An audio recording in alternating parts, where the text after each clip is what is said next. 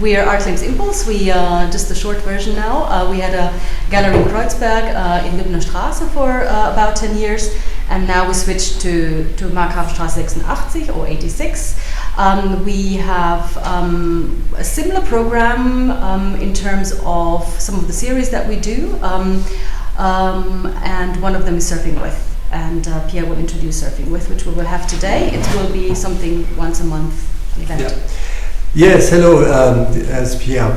Okay, so Surfing With comes from a very, very nice idea of getting access to people's internet experience, research, also about a very soft approach to the persons which actually didn't present.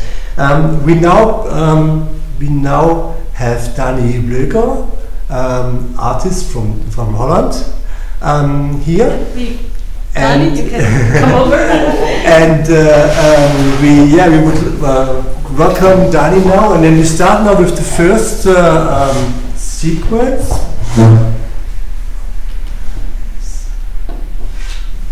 Hello.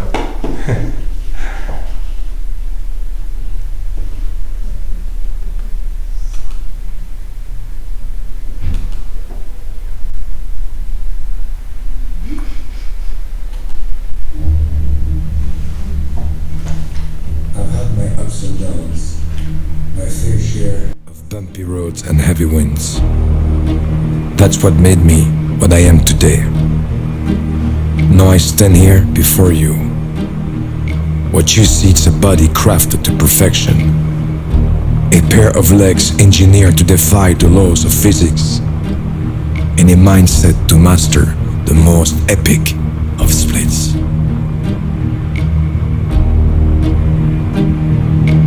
Who can say where the road goes, where the day flows?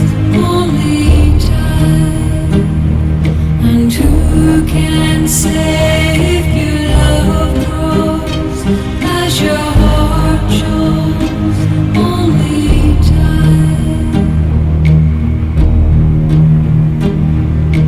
We gotta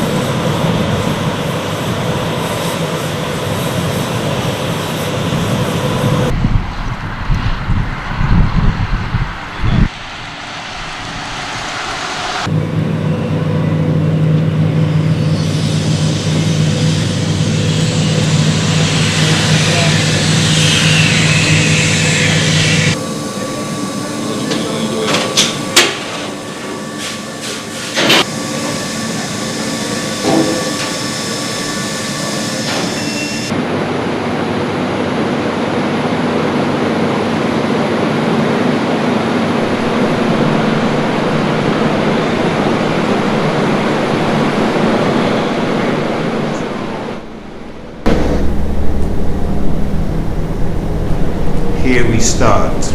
The first video, Jean-Claude Van Damme and his commercial for Volvo Trucks has, for me, almost everything that is of interest in contemporary media culture. There is the sense of a spectacle, there is the star, the action movie star, who promotes his body as a machine, and at the same time we have this sense of the star referring to the brand, referring to the automobiles, or the dream of mobility, and then this automobile here is a truck. So there is this idea of transport in a post-industrial era. Then the sense of kitsch, the Enya music, the sunset, and so forth. But then this almost miraculous physical feat, the epic split, which makes it almost into a sublime act, maybe. Which then switched to the second video I chose, and that's what you're watching now, the nuclear power plant of Borssele, somewhere in the Netherlands, close to where I work now. Let's switch to the next link.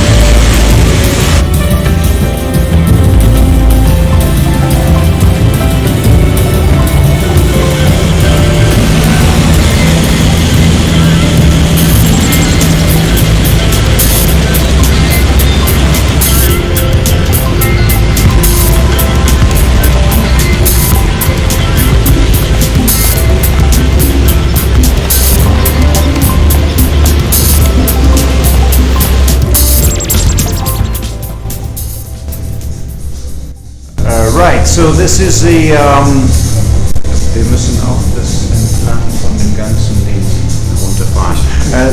No, that's sorry, we're fiddling with all the loudspeakers and all the other stuff here. This is the website of the local television station in the town of Vlissingen, Flushing, very close to the nuclear power plant I just showed you. And what you can see here is their most popular TV program, namely boats or ships on the Scheldt River. This is the river that goes to the harbor of Antwerp. Where is this place? Let's have a look. It is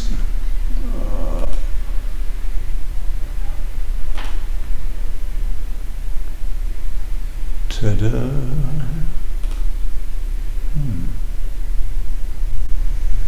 It is, here it is.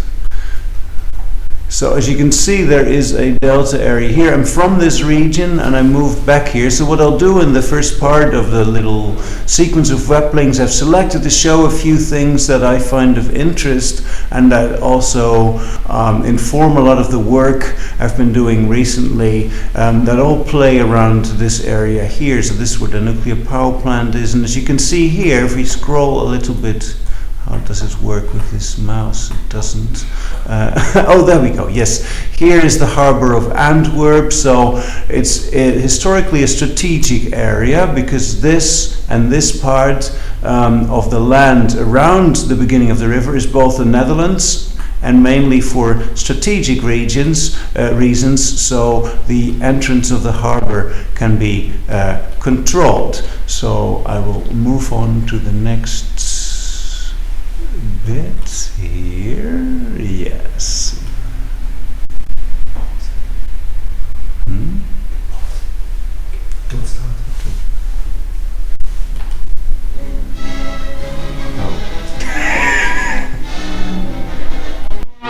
At the recently captured town of Breskens, British commandos prepare for their assault on Flushing across the narrow but all-important waters of the Scheldt. The landings at Salerno, Anzio and Normandy lie behind the perfection of the technique of this type of operation. The landing craft head towards the Flushing beaches in the early morning light.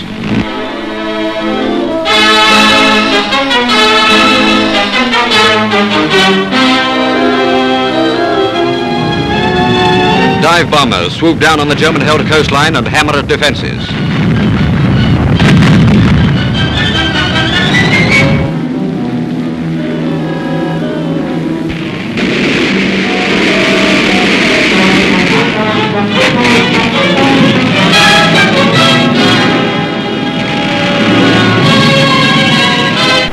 Okay, so as you can see here, this town of Flushing has been attacked, bombed in several wars. This is the end of the Second World War, where the landing of Flushing was, after D-Day, the most important strategic landing in order to secure the supply of the troops in Antwerp.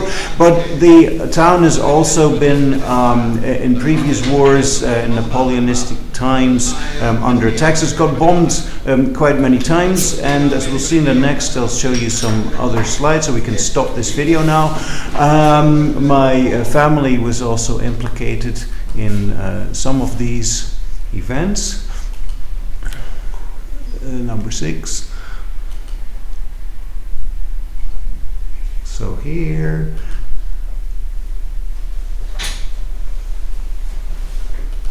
this is from the archive of the town. This is my grandmother, and that's my great-grandmother, and that's her sister and her brothers, and my great-grandfather.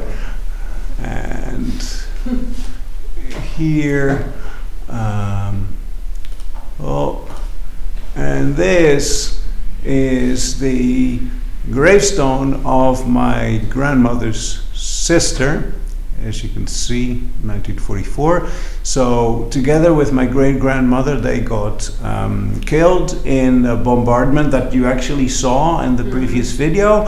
They were in the Red Cross village, so they were actually evacuated, but accidentally this village got bombed by the Canadian Air Force as part of the operation you just saw before. Now,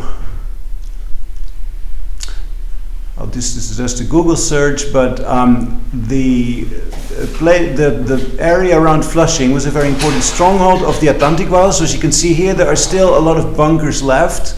I grew up with those. I played in the bunkers as well. And here, the next slide. Just a question, are they in a certain region or just everywhere around the coast? No, they are, the Atlantic Wall stretches all along the coast from Scandinavia all the way down to France, but there are certain areas that are strongholds, and this is one of them. So here the concentration of these bunkers is very, very high. There is like one every so many 100 meters next to the village where I lived. So this one here, this is a site of bunker fanatics, so to say. This one here is a particular one that I used to play in. It's called the tit bunker, colloquially, because it has two poles on top that the soldiers used to stick their antennas into. So this was one of my childhood playgrounds, if you like. Now, go to the next one here.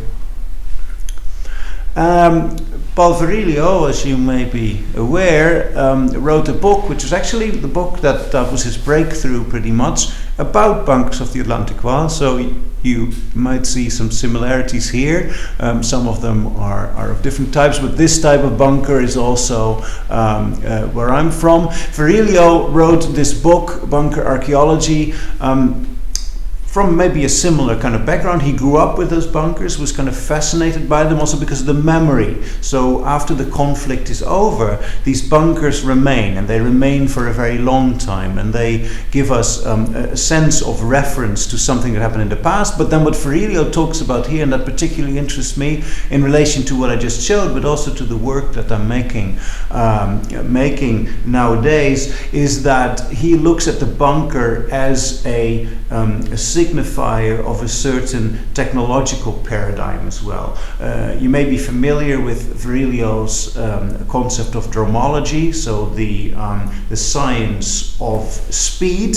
And one of the key things that he writes about is that in the contemporary technological era, speed and place, or time and place, tend to contract, because weapons and other technologies go so fast that the bridging of space becomes less relevant. Now, when we look at these bunkers, they are very clearly attached to another era that's very much about space. So the bunker can be seen, and then the kind of maybe almost fetish with the bunker can be seen in connection to Nazi ideology, Blut und Boden. So how do you say that in English? I don't know. The soil and blood and soil, exactly.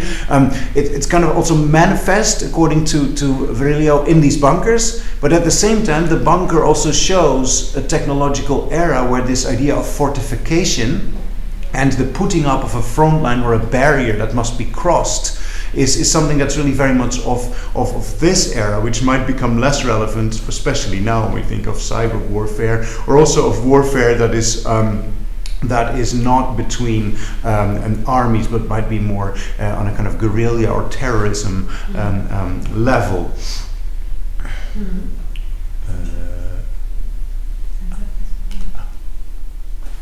Oh no.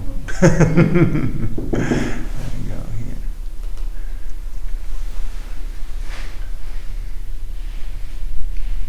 So more recently I made this piece that you see here, the fragment of. I don't really have better pictures online. I did the guided tour for the Regional Contemporary Art Center, where artists were asked to show visitors around in their area and point out things of interest. So basically a kind of offline version of surfing with in my neighborhood. And for that I made this small piece where I went to one of the bunkers and I placed this Intel flag on it that says Intel, look inside, very much out of this interest that Virilio already identifies. So the bunker as this kind of relic of a technological era that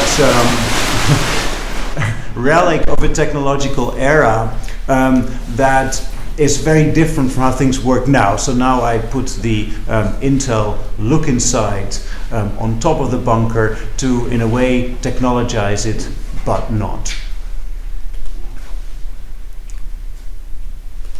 Let's go back to the nuclear power plant that we saw in the beginning. I don't know. Just click. Hold on. Huh? I think it's there already.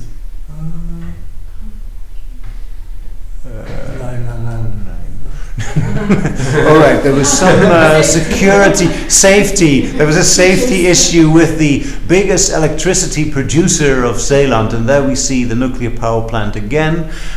This is their website, so this is the way they represent themselves. You work in the nuclear power plant, or you work as a skiing teacher. Where do you get exposed to more radiation? It might sound weird, but you get the drift, right? So now the next here. So but offline. What is this? Okay. Yeah, there we go. So this is a brochure. You can get it in print as well, but since we're online, we go to the website here. So here you get this is an information brochure for professionals in the region. The tagline is "Clear as a crystal ball." Statement of nuclear safety policy, the design features of the plant, maintenance strategy, how it is operated. And if you look at this brochure, you see that, just like the other thing, it is very much, or 90%, about explaining how it all works, with a strong focus on that it's all super secure. That's not really surprising, of course, but I'm just showing you this as a context for what I will show next, namely an artist from the vicinity of the plant, who used to once be an anti-nuclear power activist, but then he got invited to make something for the plant. I'm skipping number 14, I'll go back to that in a bit, don't worry. So here, also here, for some reason the documentation is kind of scattered, but this is a design or an artwork that was realized by an artist called William Verstraeten. Verstraeten is spelled like this. Metamorphosis 2003, 2103. William got called up by the nuclear power plant, asking him if he would be willing to do a large-scale commission. He asked them whether it was a problem that he used to be an anti-nuclear power activist, but it was no problem at all. So he made this work, and you can see it a little bit here on these pictures. This is a calendar, it's a kind of spin-off, but this is the storage bunker for radioactive waste, which is next to the power plant. And the work he made is a kind of performative work that runs over 100 years, from 2003 till 100 years later. And what it encompasses is that the storage area must be repainted every so many years, so the color dissolves into white at the same speed as the nuclear waste will supposedly lose its radioactivity. So at the moment it's a little bit like this, so it's a little bit less orange than it used to be. In 2103 it is supposed to be completely white. So, and now I'll go to number 14 here. Another, getting in trouble with the... I'm not liking the mouse. Which one? Number 14. So when we think about the way okay, we're closing some windows. There they go. The bunkers are gone.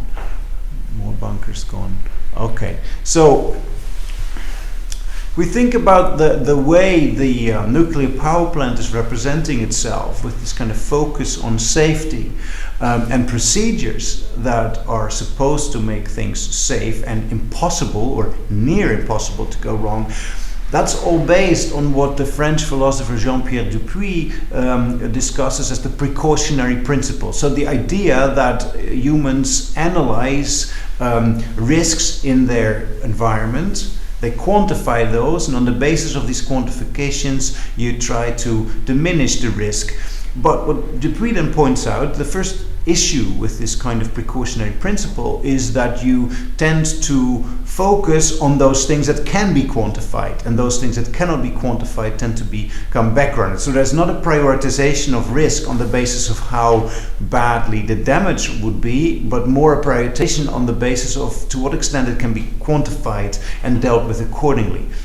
The other point then that he makes, and that's why I'm bringing up this book, Pour un catastrophisme éclairé, so for an enlightened doomsaying or catastrophism, the English translation of the book calls it doomsaying, is that the whole point with something like a possible nuclear disaster is that this would be a catastrophe, but that a catastrophe is maybe something that is beyond quantification. So in other words, even if the risk is very small, the catastrophe might be so big that you can never actually calculate it. That's one aspect that he points out. The other aspect that Dupuy is interested in, and what I find particularly interesting in comparison, in relation to the nuclear power plant, is that the nature of the catastrophe is that it is a situation that occurs not based on foreseen circumstance. The catastrophe is usually something that happens that was unexpected.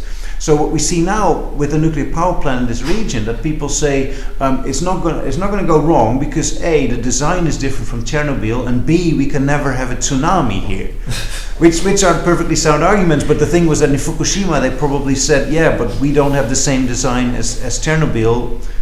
And then they had a tsunami, which nobody expected to occur in this way. So this very idea of the enlightened catastrophism is something that I work with a lot, and a lot has to do with this kind of continuous exposure to the local population there who have nothing against nuclear power. They think it's no problem. Also because a lot of people confuse it with an H-bomb. They think that if something goes wrong in the power plant, there will just be a big flash and they're gone anyway, so nobody will notice it. Which is interesting. But I'll show you some other work by William Verstraeten. Yes. So the previous was a realized work. The orange storage area which slowly decays to white. This was a design that wasn't realized, so the idea was to put 2 bunny ears on top of the nuclear power plant, and then it would of course be a lot more fun for everybody to look at. The reason why it didn't happen, I think the primary reason was that when this came into, when this was publicized in the media, within a week or so, the lawyers of the Dick Bruna estate, so the creator of Miffy, wrote a letter that this design of bunny ears is actually copyrighted, and only Miffy is allowed to have ears like this, not the nuclear power plant, or at least not, it could be, but then Dick Bruna would have had to say that the power plant should have the ears. So this was put in the fridge, didn't happen. Oh, this one doesn't work. I'm just gonna like Google it. It's possible, right? Yeah. Twin Towers Igirama. Yeah. So. Oh.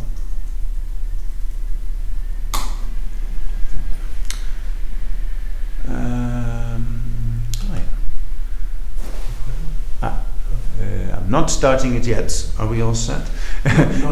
No, let me say something before this. So what I find fascinating about Verstraeten's work is that I think it's fantastic, but I disapprove of the ethics of the whole thing, or at least I'm not even sure if I disapprove of the ethics. I disapprove of the kind of light-hearted way which it seems to be almost depoliticized, the kind of work. But I would like to show one other piece, and this is something quite fascinating that happened. Verstraeten made this design for the area of the nuclear power plant. There was a big chimney of a former coal power plant there. They wanted to blow it up. So he came up with this idea to make a panorama photo on top of the chimney, and then make some construction where people on the ground in an immersive installation could experience being on top of this chimney. And now that idea got taken somewhere else and was almost realized, but not quite.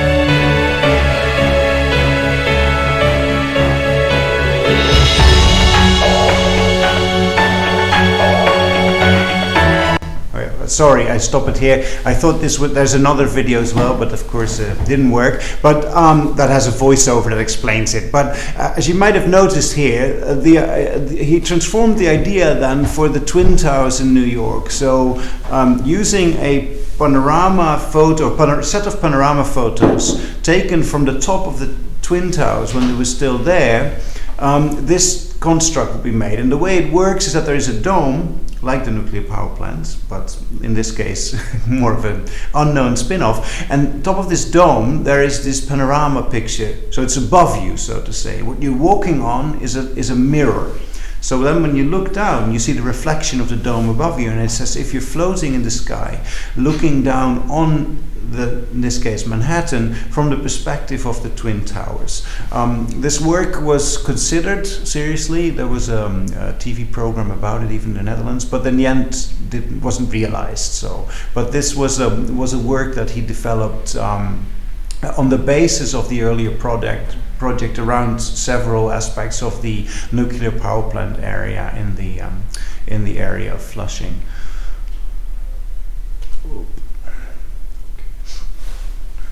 Oops. So I will just go to some other links. This is kind of a random link that I found because I actually did something else from making music.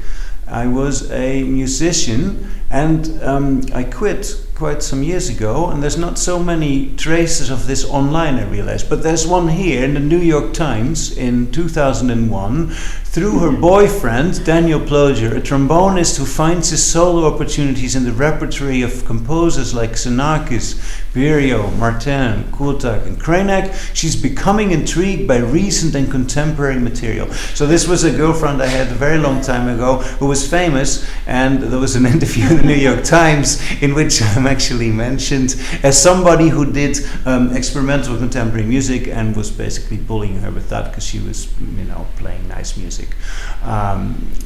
So that's what I actually did. But before I did that, and I'm just going through all sorts of stuff now here, I had this. So when I was 8, I got this computer which had 1 kilobyte internal memory, and I started to program like a proper computer geek. So a lot of the work I do now also goes back to that, to having this kind of computer. I'm very interested in kind of computer nerd culture, so I'll show you this. Can I just play? No? Okay.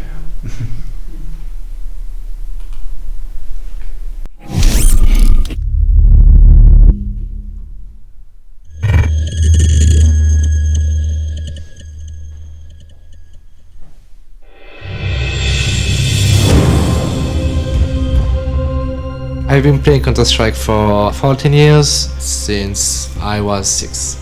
My escape has always been in gaming. Je pense que Kenny s'est investi autant dans le jeu parce que, déjà ça lui a plu et il s'est réfugié là-dedans parce qu'on avait des problèmes de famille et ça lui a donné une échappatoire à tout ce qu'il y avait autour de lui.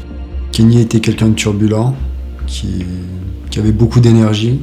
Kenny a commencé à jouer sur mon ordinateur. Ça lui a permis de se canaliser. I got into Counter-Strike because my brother was playing a lot, so I always wanted to try, and my mom was not really happy about it. Au début, je me suis inquiétée parce que, comme Kenny jouait beaucoup, il rentrait de l'école, il se mettait à l'ordinateur, il jouait jusqu'à très tard la nuit. Quand il a commencé à jouer, il était invité à des tournois sur Arles et il gagnait toujours le tournoi. Bon, il gagnait pas beaucoup, mais c'était un début et c'est là que j'ai compris qu'il allait percer. I won't play all of this, but I got quite fascinated by a lot of the material that's been created around eSports and video gaming, particularly those reportages that are made around top players of Counter-Strike, because what they seem to try to do is like a lot of stuff at the same time. On the one hand, they try to kind of debunk the idea of the gamer as a completely antisocial kind of plant. There's a sense of kind of glamour of what it's like when you're a real esports person. But then there is also the kind of making it into something really mundane, so it becomes a bit weird. So on the one hand, this guy is portrayed as some kind of a hero guy, but then they also interview his mom. And then there's the idea of the glamour of playing, but we do get this kind of sense of the guy who sits there with his brother and only plays these games. So I'm very interested in that, but now of course I'm kind of suggesting that I was one of those kids, but that's not true. The computer I showed you before was already something that was old and stuffy when I started using it, because it was the old one. My dad gave it to me, why is this? Okay, there it goes. So actually the kind of thing that I would belong to more is this sort of thing. This is the Dutch Hobby Computer Club, which it really was a real thing with like many members, and now it's small because to compute is no longer really a hobby or something. But there's this kind of the retro users community, and then you just saw the pictures before. Now it's going to go to this, but I think it's amazing. Like, you know, and I was kind of almost a part of this already. So look at that kind of, you know, not so much like Kenny. So I've done some more things that plays with these kind of provocations to the other extreme around the idea of terrorism, but also what it might be. So this here is a Algemeen Dagblad. It's one of the kind of never nie erlauben. This is one of the kind of center right-wing national newspapers in the Netherlands. They reported on this work I did. Airplane with banner terror/revolution causes commotion or panic in Middelburg. So I flew. I ordered a kind of small advertising plane to fly above the center of this town. You can see it well here, actually. It's a picturesque small town in the province in the Netherlands. It's close to Flushing, just above. This is Middelburg. It's the capital of the region. A lot of tourists there in the summer, and a lot of these kind of buildings. This is the local pride, a very ugly tower. And there's a lot of that kind of stuff. Then I ordered this advertising plane in the middle of summer, which is this thing that really is used a lot in the context of this sort of bucolic or picturesque tourism setting to advertise some sort of thing to do with attractions and so forth.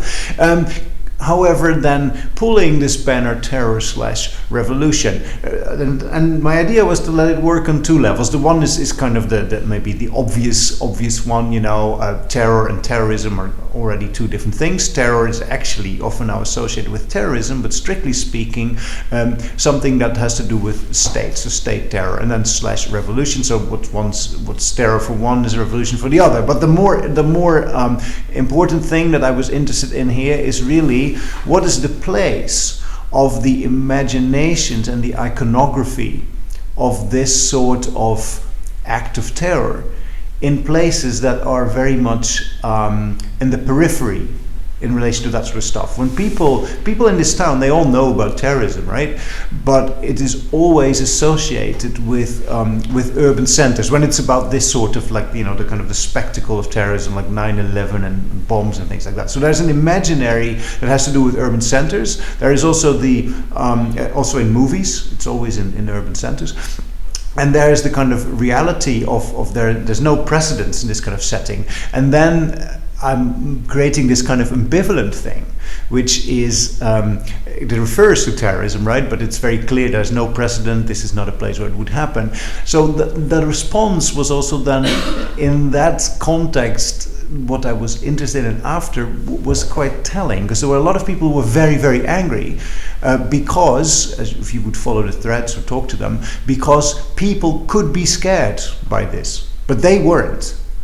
I've never spoken to anybody who said, I was scared that there could be a terror attack. There was always the kind of thing like, yeah, but other people could be scared, and that's why they were angry. And then the newspapers wrote, yeah, people were scared. So then people got even more angry because they read, oh, other people were scared. So there was a kind of an interesting, in a way, I don't know if it's shocking, but it's kind of showed in another way than I had explored earlier, how media representation is intertwined with this sort of imaginary iconography of terrorism. Going back to an artist, Hans Overvliet, who is also a friend of mine. He lives in Middelburg, so where the plane flew, and this plane project was part of a bigger thing that he organized, which I won't talk about, but I will show a little bit of his portfolio. Hans is somebody who, what shall I do? What happened to my embed? Does it mean it doesn't work?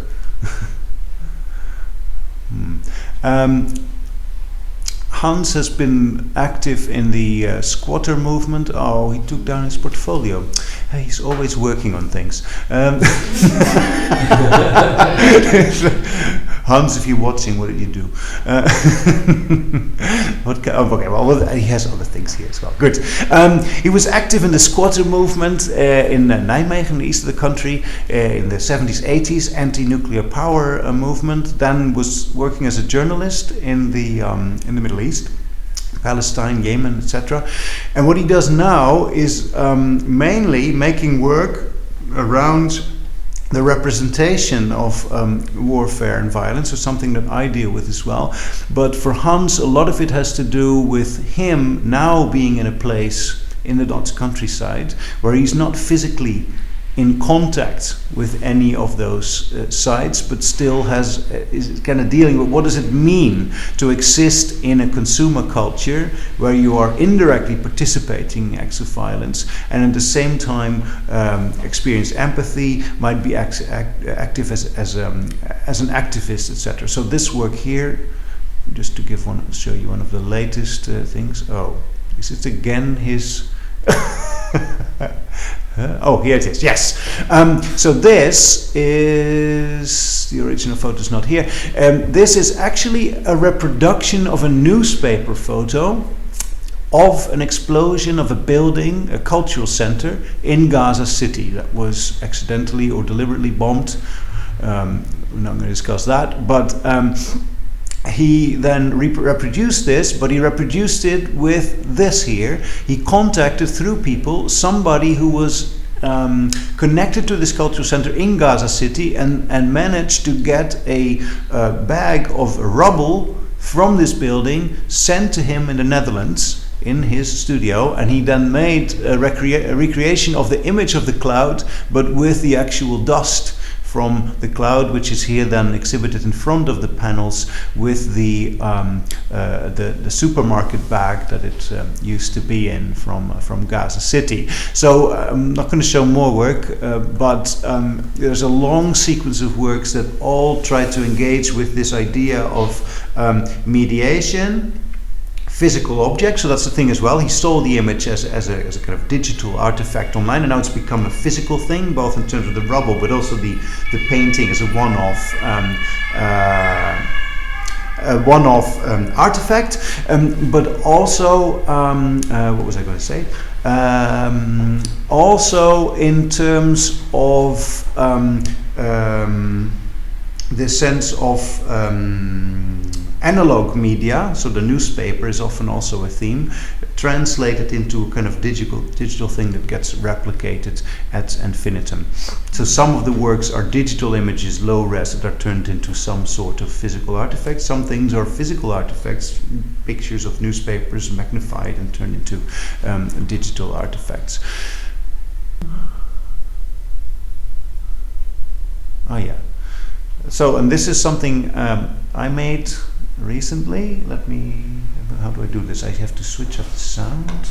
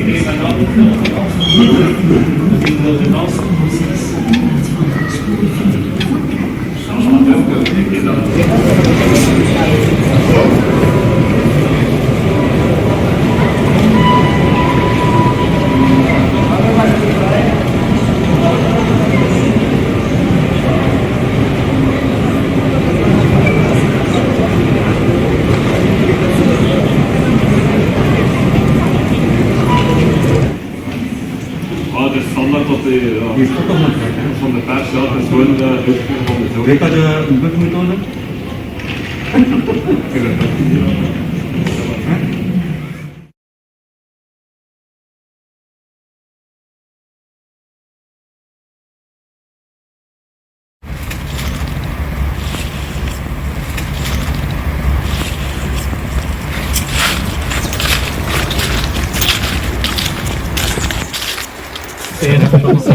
Wie ist denn das Ding eingeschossen? Ich weiß es noch nicht. Frag mich doch was Leichtes. Wer hat zum letzten damit geschossen? Das ist die normale, die leichte. Das wird aber wehtun. Nein, nein, lass ihn ruhig tragen. Der hat eine kräftige Schulter, er ist super drauf. Also jetzt auch mal gleichzeitig. In der China hat niemand anderes Gewehr. Jetzt trainieren sie alle fleißig mit Schwedenmaus.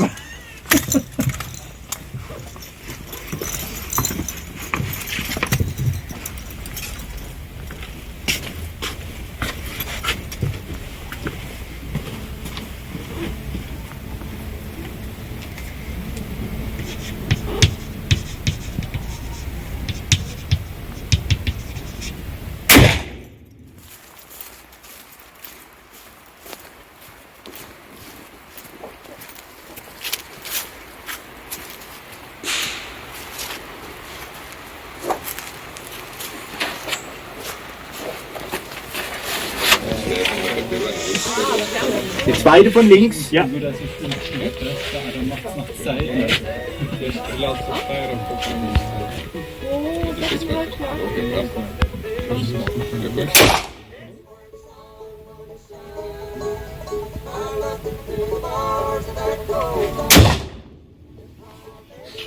Super.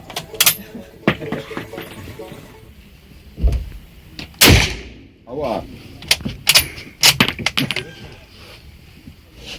Fleck, das ist dann ins Zentrum. Fleck ist dann ins Zentrum. Fleck ist Zentrum. Kornspitze. Kornspitze ins Zentrum.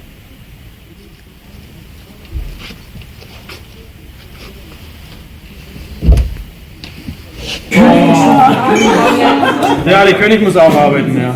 Im Verlauf der Geschichte ist es immer das Gleiche. Die Königin arbeitet für den König.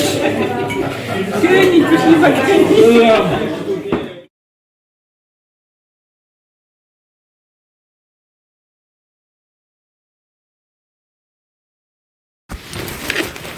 Привет.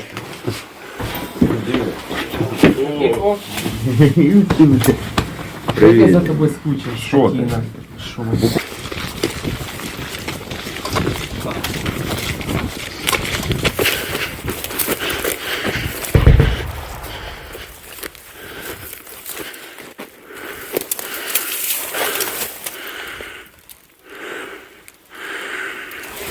И все?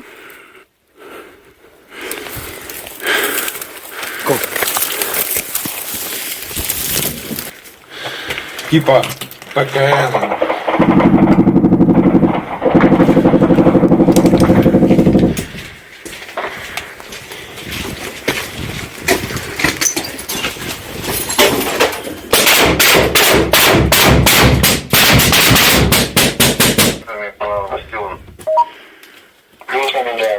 Плюс наблюдает. Любовь, да?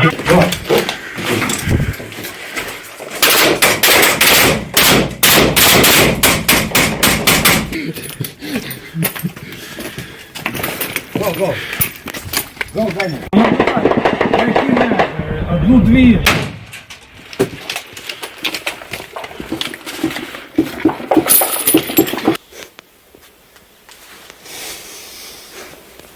Аллах Акбар.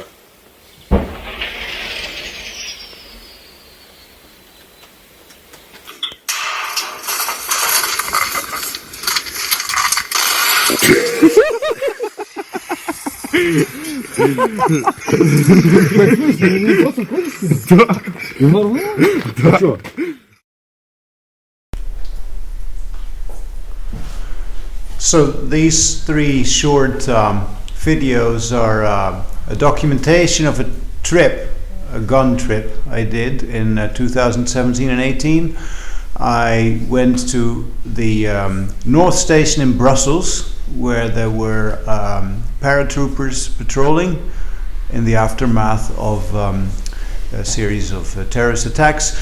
And I went to Karlsruhe, where I visited. Fascinating. We're not going to watch that. I went to Karlsruhe, where I visited a Schützenverein. So what's that called? A gun club? Gun club, yeah. Yeah, gun club, a 400-year-old gun club who were doing their Königschießen, so the election of the king based on shooting at a target with a gun you don't know, so you can't really know where it's going to hit. And then I was in Shirokine in Ukraine, so it's a trip through Europe that starts at the very heart in Brussels and goes to the very periphery, namely the front line with pro-Russian separatists. And what I was particularly interested in this was the ways in which these seemingly old-fashioned kinds of warfare, when we think about the focus on high-tech war, drones, smart bombs, surveillance, etc., how these seemingly archaic forms of violence and warfare are combined or integrated with contemporary digital culture. And it's in the North Station you get the kind of mundane European consumer environment with the shops and all this kind of stuff where these guys look a little bit lost. At the Schützenverein, we get some kind of celebration of a really old tradition that is, by the way, also very much detached from any kind of celebration of guns in a kind of warfare context. All the people there were really very allergic to that. To then what we see in this war in Ukraine, where the soldiers on the one hand fight methods and strategies from the 80s or earlier, old weapons, trenches, etc., but also have GoPros and mobile phones to film things with, and they clearly also do certain things because it creates good footage. Like the final scene, they blew up a Russian mortar shell and filmed it on their phone because I refused to go with them because I didn't want to die yet. And then proudly showed this to me and the commander when they got back to us. Just a question, the Schützenkönig-Verein, the Schützenkönig event, do they also film and put it online, or is it just pure footage? Do they also represent themselves like...